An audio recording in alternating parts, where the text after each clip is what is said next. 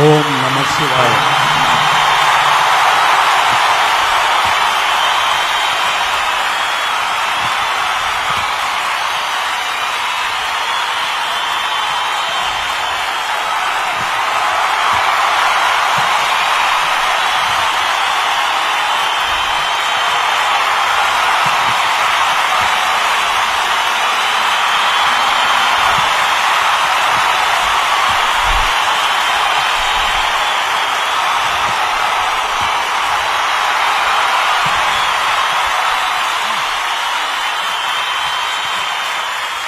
கலிகாலம்.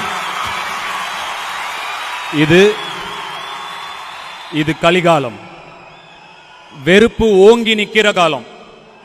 Had is thriving, negativity is selling.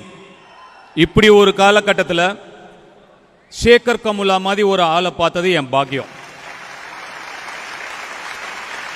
சத்தியமா சொல்றேன், சுத்தமான மனுஷன், ஒயிட், பியூர் ஒயிட். ஒரு ஏஞ்சல் வானத்திலிருந்து இறங்கி வந்திருந்தா அது சேகர் கமுலா.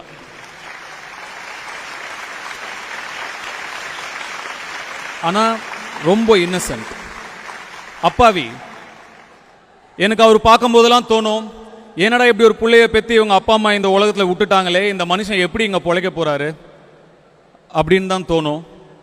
ஆனா ஒன்னு சொல்றேங்க, இந்த கலிகாலத்தில் அந்த மாதிரி மனுஷன் இருக்கிறதுனால தான் இன்னும் மழை பெய்யுது.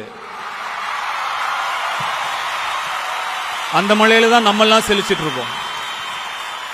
சார், நான் நிறைய டைரக்டர்ஸோட வேலை பண்ணிட்டேன்.